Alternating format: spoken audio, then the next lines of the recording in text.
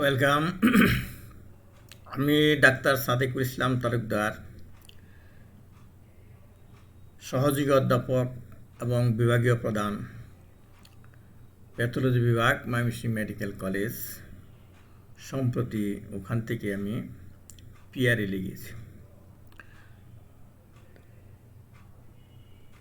তোমরা যারা MBBS student এবং নবীন ডাক্তার, সবাইকে স্বাগতম আমার এই ভিডিও লেকচার শোনার জন্য। তোমরা মনোযোগ দিয়ে লেকচার শোনো। আমার এই লেকচার আমার ওয়েবসাইটে হ্যান্ডআউট আপলোড করা আছে, ওখান থেকে তোমরা ডাউনলোড করে নিতে পারবে। আর এই হ্যান্ডআউটের লিঙ্কটা আমি এই ভিডিওর ডেসক্রিপশন বক্সের লিঙ্কটা দিয়ে দেব। তোমরা উপস্থিত আছো পিয়াল, রাজীব, হ্যাঁ বসো।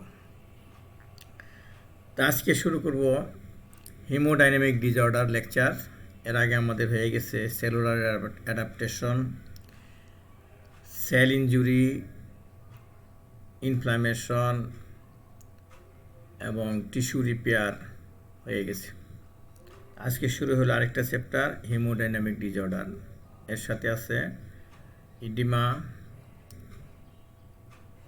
হাইপারিমিয়া, তারপরে কনজেশন, থ্রম্বোসিস, এম্বোলিজম, শক, এগুলি আছে। তা আমরা কয়েকটা পর্বে ভাগ করেছি। প্রথম পর্বে শুরু হইল হিমোডাইনামিক ডিসঅর্ডার। খাতায় লেখার দরকার নাই, শোনো মনোযোগ দিয়ে, পরে এগুলি বইয়ের সাথে মিলেই দেখবে। প্রথমে আসতেছি ইডিমা। ইডিমা কি? Excess accumulation of fluid in interstitial space or in serous cavity is called edema. যে ইন্টারসেলুলার স্পেসে বা ইন্টারস্টিশিয়াল স্পেস সে যদি কিছু ফ্লুইড থাকে নর্মালি, কিন্তু যদি এক্সেস হয় অথবা সিরাস কেভিটিতে, বডি কেভিটিতে যদি এক্সেস অ্যাকুমুলেশন হয় তাকে বলে ইডিমা। ইডিমা টাইপস হলো লোকাল এবং জেনারেলাইজড। আমরা দুই ভাগে ভাগ করতে পারি ইডিমাকে। লোকাল ইডিমা কেন হয়? অ্যাকুট ইনফ্লামেশনের জন্য লোকাল ইডিমা। আমরা অ্যাকুট ইনফ্লামেশনে দেখছি যে সুয়েলিং হয়, ওটাও আসলে edema. Allergic edema, edema due to impaired venous return of leg following long journey, long period of standing. তো অ্যালার্জিক রিয়াকশনে কোথাও কোনো পোকায় কামড়াইলে বা ফরেন বডি ঢুকলে ওখানে দেখা যাচ্ছে ফুলে ওঠে, এটাও কিন্তু লোকাল ইডিমা। ওই জায়গায় শুধু ফুলে ওঠা মানে কি? ফ্লুইড কালেকশন হয় ইন্টারস্টিশিয়াল স্পেসে। আর যারা লং জার্নি করে, বাসে বসে আছে ঘন্টার পর ঘন্টা, 18 ঘন্টা 24 ঘন্টা, এখান থেকে মনে করো সেই ময়মনসিংহ থেকে চলে গেলো সেই কক্সবাজার পর্যন্ত বাসে গেল, এখান থেকে নেপাল পর্যন্ত বাস জার্নি করলো, তো পা কারা করে রাখলে পায়ের মধ্যে পানি জমবে। লং স্ট্যান্ডিং নাকি লং জার্নি করলে। আর লং পিরিয়ড অফ স্ট্যান্ডিং, অনেক আছে দাঁড়িয়েই থাকে। কোনো দেখবে সেলসম্যান আছে, ছোট্ট একটা দোকান, তার পিছনে সে দাঁড়িয়ে আছে, সারা দিন দাঁড়িয়ে দিয়ে তোমাকে জিনিসপত্র দিচ্ছে, কিন্তু সে ওখানে এমনভাবে চিপা যে এদিক সেদিক, আর বাঁকাও হইতে পারে না, সোজাভাবে। এর আমি অনেক দেখেছি। তারা যে সারাদিন দাঁড়াই থাকে, তাদের এই কমন একটা প্রবলেম হইতে পারে, ইডিমা হবে লেগে। আর lymph edema following lymphatic obstruction. Lymph channel যে যদি কোনো কারণে বন্ধ হয়ে যায়, অবস্ট্রাকশন হয়, যেমন ফাইলেরিয়া নামে একটা ডিজিজ আছে, এই মাইক্রোফাইলেরিয়া যদি লিম্ফেটিক চ্যানেল বন্ধ করে দেয় লার্ভা, তাহলে ওই লিম্ফ আর ড্রেন হয় না, ওখানে ফ্লুইডটা কালেকশন হয়ে থাকে। লিম্ফ চ্যানেলে ফ্লুইড ঢুকতে পারে না, টানতে পারে না। তাহলে ফাইলেরিয়াসিসে হয় এটা। আর আছে জেনারেলাইজড ইডিমা, মানে সারা শরীরই হবে, একদম সারা শরীরই, মানে hepatic edema, cardiac edema, renal edema, মানে লিভার ডিজিজে যদি ইডিমা হয় হেপাটিক ইডিমা, হার্ট ডিজিজে ইডিমা হলে কার্ডিয়াক ইডিমা, আর কিডনি ডিজিজে ইডিমা হলে রেনাল ইডিমা। আর নিউট্রিশনাল ডিফিসিয়েন্সি ইডিমা, বিশেষ করে প্রোটিন ডিফিসিয়েন্সি হলে ইডিমা হয়, এটা নিউট্রিশনাল ডিফিসিয়েন্সি। আর প্রেগনেন্সি ইডিমা, প্রেগনেন্সি হলেও পায়ে ইডিমা হইতে পারে, শরীর ইডিমা হইতে পারে, এটা প্রেগনেন্সি ইডিমা বলে আলাদাভাবে। আরেকটা টার্ম আছে মিক্সিডিমা, এটা মিক্সচার সাবস্টেন্স এই কালেকশন হয় বডিতে, সেটা মিক্সিডিমা। আর কতগুলো আছে আনএক্সপ্লেইন ইডিমা, কেন হচ্ছে কেউ বলতে পারছে না। ক্লিনিক্যাল টাইপ অফ ইডিমা আছে দুই রকম, একটা আছে পিটিং ইডিমা আর একটা আছে নন পিটিং ইডিমা। এই পিটিং মানে কি, এইভাবে মনে করে টিপ দিলে, এটা কিন্তু পিটিং বলা হয়। এটা অনেক ফেস আছে, পাফি ফেস মনে হচ্ছে, এইভাবে টিপ দাও, দেখবে যে একটু গর্ত হয়ে রইল, এটার পিটিং ইডিমা। আবার যদি আছে ফ্লুইড কিন্তু ফুলে গেছে, কিন্তু পিটিং হলো না, ধূপ খেলো না, এটা হলো নন পিটিং ইডিমা। এখন ইম্পর্টেন্ট হলো causes of edema or pathophysiological category of edema, এটা ইম্পর্টেন্ট। কী কী কারণে ইডিমা হবে? একটা হলো ইনক্রিজড হাইড্রোস্ট্যাটিক প্রেশার, ব্লাডের মধ্যে যদি প্রেশার বেড়ে যায়, হাইড্রোস্ট্যাটিক প্রেশার, তাহলে ফ্লুইডটা আউটপোরিং হবে। আরেকটা decrease colloidal osmotic pressure, colloid substance আছে ব্লাডে বা ইন্টারস্টিশিয়াল স্পেসে, এখানে যদি কলয়েডাল অসমোটিক প্রেশার কমে যায়, তাহলে ব্লাডের অসমোটিক প্রেশার কমে যায়, তাহলে ইডিমা হবে। আর retention of salt and water, salt মানে সোডিয়াম ক্লোরাইড সল্ট এবং ওয়াটার যদি রিটেনশন হয় ইডিমা হবে। আর লিম্ফেটিক অবস্ট্রাকশন হলে ইডিমা হবে। এটা হলো প্যাথোফিজিওলজিক্যাল ক্যাটাগরি অফ ইডিমা। একটা টার্ম আছে এলিফ্যান্টিয়াসিস, এলিফ্যান্ট মানে হাতি, হাতির পায়ের মতো মোটা মোটা পা হয়ে যায়, এটাকে বলে এলিফ্যান্টিয়াসিস।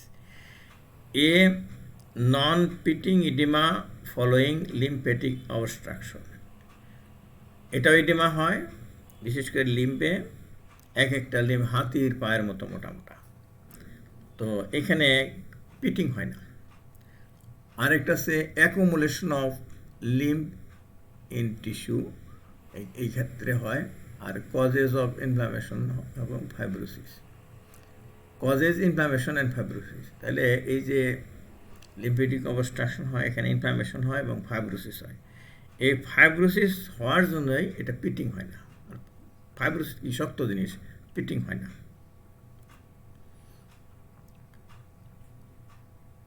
তাহলে এই যে অনেকগুলা ক্যাটাগরি বললাম, যে increase hydrostatic pressure, decrease colloidal osmotic pressure, salt retention, এই সবগুলাই কিন্তু হেপাটিক ইডিমাতে পাওয়া যায়। Normally interstitial space and serous cavity contain small amount of fluid, এটা আগে বলছি, ইন্টারস্টিশিয়াল স্পেস এবং সিরাস ক্যাভিটি নর্মালি কিছু ফ্লুইড থাকবেই, নর্মালিটা, excess amount fluid causes edema, এখানে কেস না তো কজেস হবে। সিরাস ক্যাভিটি, সিরাস ক্যাভিটি কী কী আছে, যেমন পেরিটোনিয়াল ক্যাভিটি, পেটে, হ্যাঁ, abdominal cavity, peritoneal cavity, excess accumulation of fluid is called ascites, দেখো বানানটা কিন্তু TES, হ্যাঁ, ইনফ্লামেশন হলে তো TIS হয়, এই ইনফ্লামেশন তো এটা জাস্ট ফ্লুইড কারেকশন, এর আলাদা একটা নাম আছে অ্যাসাইটিস।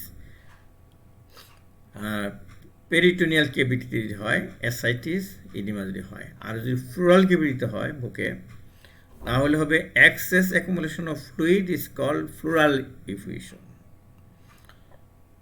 পেরিকার্ডিয়াল ক্যাভিটিতে এক্সেস অ্যাকুমুলেশন অফ ফ্লুইড হলে pericardial effusion, synovial cavity, joint ক্যাভিটিতে যদি হয় তাহলে excess accumulation of fluid is called synovial effusion. একটা টার্ম আছে অ্যানাসার্কা, সুন্দর টার্ম অ্যানাসার্কা। কি severe generalized edema is called anasarca. একদম সারা শরীর ফুলে ঢোল হয়ে গেছে, এটাকে বলা হয় anasarca. It is usually seen in nephrotic syndrome, kidney disease. আর primary lymph edema, edema due to malformation of lymphatics, লিম্ফেটিক্সের ম্যালফরমেশন আছে, জন্মে থেকে আছে, তাহলে ইডিমা হবে, এটাকে বলা হয় প্রাইমারি লিম্ফ ইডিমা। স্টার্লিং পোস্টুলেট কি জিনিস? Fluid movement between extra cellular space and blood vessels. Extra cellular space এবং ব্লাড ভেসেলের মধ্যে ফ্লুইডের যে মুভমেন্ট হবে depends on balance of hydrostatic and osmotic pressure. Hydrostatic pressure আছে আর অসমোটিক প্রেশার আছে। হাইড্রোস্ট্যাটিক প্রেশার বাইরের দিকে নিয়ে যেতে চায় আর অসমোটিক প্রেশার ভিতরের দিকে নিয়ে যেতে চায়। এই দুইটার মধ্যে যে ব্যালেন্স থাকবে, এই ব্যালেন্স নষ্ট হয়ে গেলেই ওই ইডিমা হবে। তাহলে সেটা হলো Starling postulate, fluid movement between extra cellular space and blood vessel depend on balance of hydrostatic and osmotic pressure. Fluid comes out from vessels due to hydrostatic pressure in blood vessel.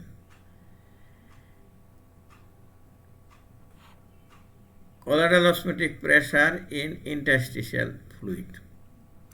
Interstitial fluid colloid থাকে, সে colloid যদি বেশি থাকে তাহলে ফ্লুইডটা বাইরে আসবে। আর fluid enters in blood vessel due to tissue tension. Tissue tension থাকলে ব্লাড ভেসেলের ভিতরে প্রবেশ করবে ফ্লুইড। আর colloidal osmotic pressure of plasma যদি কি হয়, কমে যায় ওই ইন্টারস্টিশিয়াল স্পেসে, তাহলে ভিতরে কলোয়েডাল অসমোটিক প্রেশার বেশি আছে, ওখানে চলে যাবে। 80% of colloidal osmotic pressure is maintain by albumin. Tissue where fluid easily accumulate, তাহলে কোন শরীরের কোন কোন জায়গায় সহজে ইডিমা হয়, মানে অ্যাকুমুলেশন অফ ফ্লুইড হয়, ইডিমা হয়। একটা আসলে আইলিড, এই যে আইলিড, এখানে দেখবে যে সামান্য ইডিমা হলেও এখানে দেখা দেয়, বিশেষ করে কিডনি ডিজিজে ফেসটা পাপি হয়, আইলিডে হয়। আরেকটা হচ্ছে স্ক্রোটাম, আরেকটা হচ্ছে অ্যাঙ্কেল জয়েন্ট। এই তিনটা জায়গায় ইজিলি আমরা ফ্লুইড অ্যাকুমুলেশন দেখতে পাই। Tissue where fluid does not easily accumulate, যেমন পাম অ্যান্ড সোল, যে হাতের তালু এবং পায়ের তলায় কিন্তু ইডিমা দেখা দেয় না সাধারণত।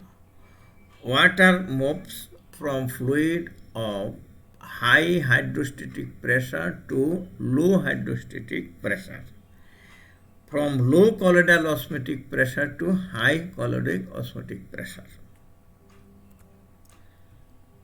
এরপর আসতেছে hepatic edema. Edema in liver disease is called hepatic edema. Liver ডিজিজের কারণে যদি ইডিমা হয় এটাকে বলা হয় হেপাটিক ইডিমা। কি রাজীব, ফলো করতে পারছো? হ্যাঁ, ধন্যবাদ। আচ্ছা, ইডিমা কেন হয়? সিরোসিস অফ লিভার, হেপাটাইটিস এবং কার্সিনোমা অফ লিভারে হয়। তো সাধারণত হয় সিরোসিস অফ লিভারে ইডিমা হয়। Pathogenesis of edema in cirrhosis, তাহলে সিরোসিসে কেন ইডিমা হবে? পরীক্ষায় আমরা ভাইভাত ধরি প্যাথোজেনেসিসটা বলার জন্য, খুব ইম্পর্টেন্ট, যে সিরোসিস হলে কেন ইডিমা হবে। একটা হলো সিরোসিস হলে পোর্টাল হাইপারটেনশন হয়, contraction of liver due to extensive fibrosis in cirrhosis. সারা লিভারে কিন্তু এক্সটেন্সিভ ফাইব্রোসিস হয় এই সিরোসিসে, কাজে তখন কন্ট্রাকশন হয়ে যায়, লিভারটা কন্ট্রাকশন হয়ে যায়। Portal vein compression at porta hepatis, porta হেপাটিসে পোর্টাল ভেইনটা কম্প্রেশন হবে। তো ভেইন যদি কম্প্রেসড হয় তাহলে কী হবে? ব্লাড আসতে পারবে না। Increase hydrostatic pressure in portal system, তার জন্য হবে কি, ওই যে ব্লাডটা লিভারে আসতে পারলো না, পোর্টাল হাইপার টেনশন হলো। হাইপার টেনশনের জন্য ইনক্রিজ হাইড্রোস্ট্যাটিক প্রেশার হওয়ার জন্য ফ্লুইড আউট হয়ে যাবে। তাহলে কোথায় জমবে? এই সিরাস ক্যাভিটি, পেরিটোনিয়াল ক্যাভিটিতে জমবে। এই ফ্লুইডটা হবে অ্যাসাইটিস, এটা হবে ট্রানজুডেশন। এক্সুডেট এবং ট্রানজুডেটকে আমরা ওই ইনফ্লামেশনে আমরা লেকচার ক্লাসে আমি বলছি সেখানে যে ট্রানজুডেট যে ফ্লুইড সেখানে প্রোটিন কন্টেন্ট লো হবে, এক্সুডেট হবে প্রোটিন কন্টেন্ট বেশি। আর এক্সুডেশন যখন হবে তখন ইনক্রিজ ভাস্কুলার পারমিলিটি হয়, আর ট্রানজুডেশন হয় যখন তখন এটা ইনক্রিজ হাইড্রোস্ট্যাটিক প্রেশার। এখানে এই ইনক্রিজ ভাস্কুলার পারমিলিটি হয় না, এটা এই নন ইনফ্লামেটরি। আর accumulation of fluid in peritoneal cavity and ascites. Hypoalbuminemia হয়, সিরোসিস অফ লিভারে হয় hypoalbuminemia. Reduction of hepatic cell mass in cirrhosis. Decrease albumin synthesis, যেহেতু লিভার ডিজিজ, লিভারে অ্যালবুমিন সিনথেসিস হয় হেপাটোসাইটে, তখন অ্যালবুমিন সিনথেসিস হবে না। তাহলে অ্যালবুমিন ডিক্রিজ হলে কোলাইডাল অসমোটিক প্রেশার কমে যাবে। আর নিউট্রিশনাল হাইপোঅ্যালবুমিনিমিয়া যদি হয় তাহলেও হাইপোঅ্যালবুমিনিয়া হইতে পারে। তার জন্য কী হবে? ট্রানজুডেশন হবে এবং জেনারেলাইজড ইডেমা হবে। Lymphatic obstruction at porta hepatis. Porta হেপাটিসে ফাইব্রোসিস, পোর্টা হেপাটিসে লিম্ফেটিক অবস্ট্রাকশন হবে। লিম্ফেটিক অবস্ট্রাকশন হলেও কী হয়? Compression of porta hepatis, impaired lymph drainage, enhancement of ascites.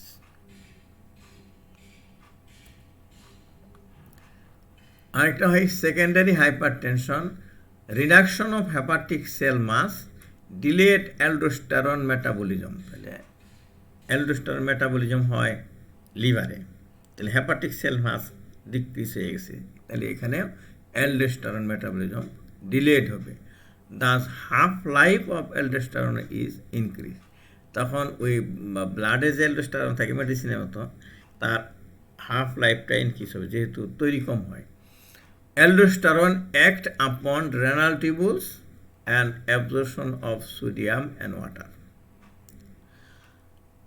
Increased volume of blood, increased hydrostatic pressure, transudation and generalized edema. এইভাবে হবে secondary হাইপারটেনশনের জন্য হয় এটা। এরপরে আসতেছে cardiac edema. Cardiac edema due to heart disease is called cardiac edema. Edema due to heart disease is called cardiac edema. Example হলো right heart failure, that is congestive cardiac failure. Pathogenesis of cardiac edema কি? Increased hydrostatic pressure হয় কি জন্য? Right heart failure causes impaired venous return. Increased blood volume in venous system, increased hydrostatic pressure in blood, transudation and causes generalized edema. তাহলে cardiac ইডেমাতে কিন্তু generalised edema হবে। Salt and water retention একটা কারণে হয়, সেটা হলো impaired venous return, decrease cardiac output, decrease renal blood flow, renin secretion from juxtaglomeralar system, activation of renin angiotensin axis, secretion of aldosterone causes absorption of sodium and water from renal tubule. Sodium এবং water যদি renal tubule থেকে absorption হয় তাহলে শরীরে sodium এবং পানি ধরবে, এটা ইডেমা। ইনক্রিজ ব্লাড ভলিউম হবে, increase hydrostatic pressure in blood, transudation হবে এবং জেনারেলাইজড ইডেমা হবে। এরপরে আসতেছে renal edema. Edema following renal disease is called renal edema. Edema following renal disease is called renal edema. Renal disease associated with edema, nephritic syndrome and nephrotic syndrome. দুইটা আছে, nephritic syndrome এবং nephrotic syndrome. তো আমার মনে হয় যে renal ইডিমাটা আজকে থাক, আগামী ক্লাসে এখান থেকে শুরু করবো, আগামী পর্বে আর কি। আজকে এই পর্বে পর্যন্তই থাকুক। আমরা আজকে ইডিমার ডেফিনেশন, ক্লাসিফিকেশন এবং ওই হেপাটিক, কার্ডিয়াক এবং সল্ট রেস্ট্রিকশনের জন্য যে ইডিমা হয় এটা বললাম। আগামী পর্বে হবে রেনাল ইডিমা। আজকে থাক, ধন্যবাদ।